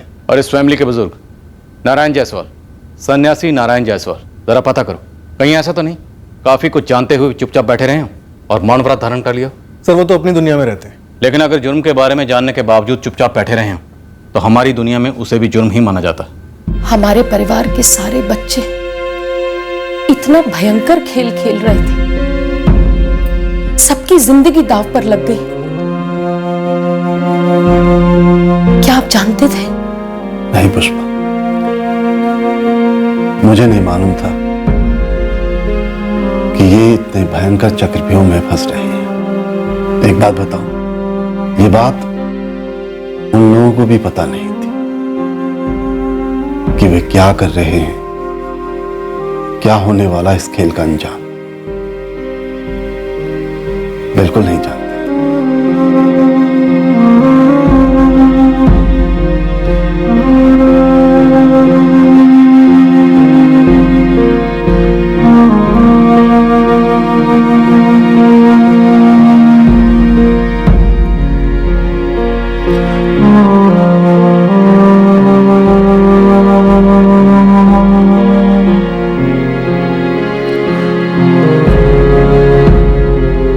किसी की जान ले लेना किसी भी सूरत में कोई खेल नहीं है, और जुर्म करने के बाद इस उम्मीद में बैठे रहना कि कभी पकड़े नहीं जाएंगे खेल नहीं, बेवकूफी है। कानून और पुलिस एक आध बार फिसल सकते हैं, पर इससे कभी मुजरिम अपने जुर्म से फिसल कर भाग नहीं सकता। इंसान का बनाया कानून इंसानियत और कुदरत के नियमों से ही प्रेरित है। हर कर्म का एक निर्धारित फल होता है और हर जुर्म का एक ही फल है, किए की सजा। जय हिंद। इस तरह के और भी एपिसोड देखने के लिए हमारे चैनल को सब्सक्राइब करें और बेल आइकन दबाना ना भूलें।